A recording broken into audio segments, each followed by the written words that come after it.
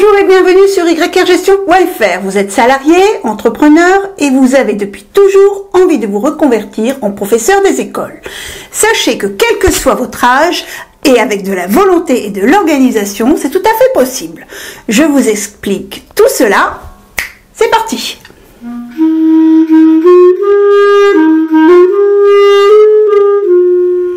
Petit rappel, le professeur des écoles travaille de la petite section de maternelle au CM2, c'est-à-dire avec des enfants de 2 à 11 ans.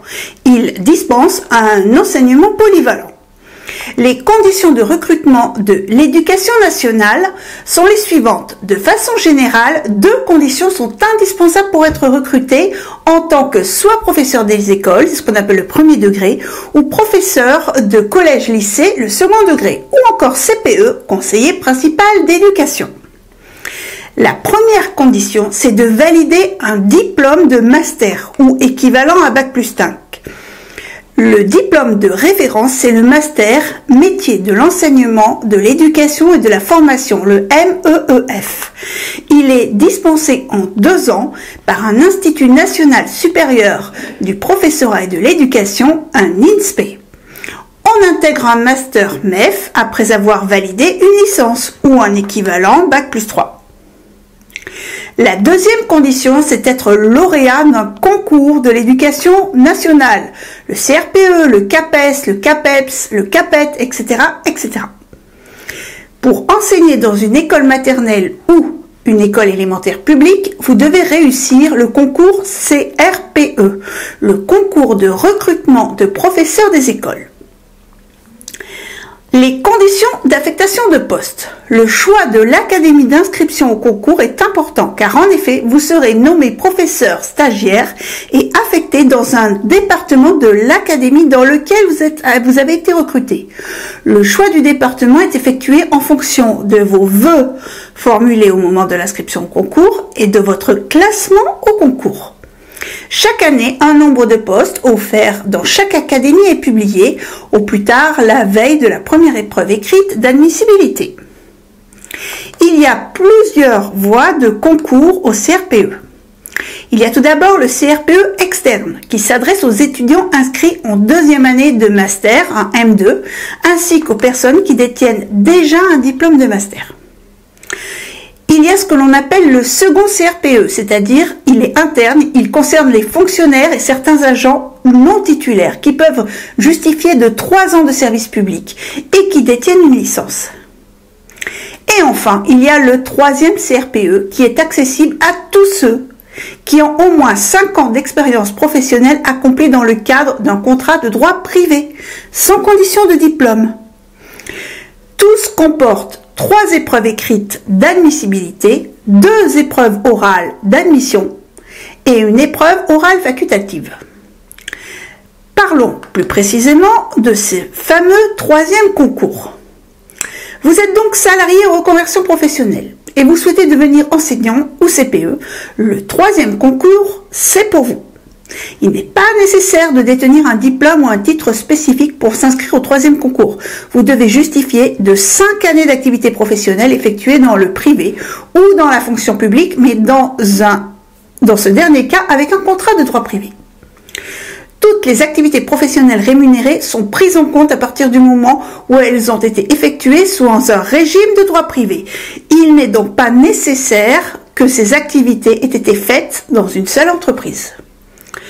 Vous devez également remplir les conditions pour accéder à la fonction publique, c'est-à-dire la nationalité, les droits civiques, l'absence de condamnation, le service national, l'aptitude physique. Le 3e concours de professeur des écoles est organisé dans la plupart des académies. En ce qui concerne le second degré, c'est-à-dire si vous êtes professeur collège-lycée, le 3e concours ne sont organisés que dans certaines disciplines. Et la liste des disciplines ouvertes est publiée chaque année. Comment préparer le concours? Par tout d'abord la reprise d'études universitaires en intégrant un master MEEF qui s'adresse aux personnes titulaires d'une licence par exemple. Également aux personnes obtenant une licence par la voie de la validation des acquis, comme la VAE. Ensuite, vous pouvez préparer à partir d'une formation à distance dans un INSPE. Certaines INSPE proposent de suivre le master MEEF en formation à distance.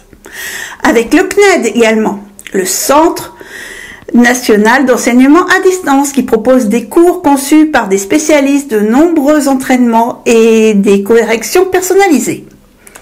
Et puis également, vous pouvez faire votre préparation de façon tout à fait autonome, c'est-à-dire que la préparation en INSPE ou par le CNED, bien que ce soit fortement recommandé, n'est pas obligatoire pour s'inscrire au concours. Vous pouvez faire le choix de préparer le concours par vos propres moyens.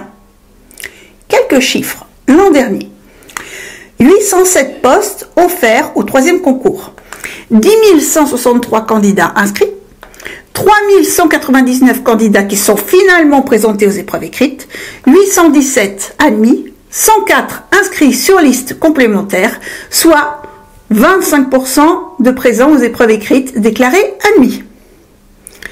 Comment financer cette fameuse reconversion professionnelle? Vous êtes salarié du secteur privé, vous pouvez utiliser votre CPF, le compte personnel de formation. Vous êtes demandeur d'emploi, vous pouvez bénéficier de l'aide au retour à l'emploi, formation, l'AREF. Et après ce fameux concours, me direz-vous, eh bien c'est l'année de stage. C'est-à-dire qu'après la réussite du concours, vous bénéficierez d'une formation en alternance rémunérée avec une affectation à mi-temps en tant que fonctionnaire stagiaire et un parcours de formation adapté en INSPE en tenant compte de votre expérience antérieure, de votre formation initiale et de vos besoins. Durant cette fameuse année, vous êtes à la fois étudiant et enseignant. Vous avez des écrits à rédiger pour l'université, mais aussi pour vos élèves. Vous recevez des cours et des visites de classe, le tout dans un même but, vous donner les bases d'une formation professionnelle et aboutir à une titularisation. Voilà. Si vous avez aimé cette vidéo, merci de liker, pouce vers le haut, de partager, de vous abonner. Vos commentaires sont bien sûr toujours les bienvenus et bonne fortune si vous avez trouvé le chat.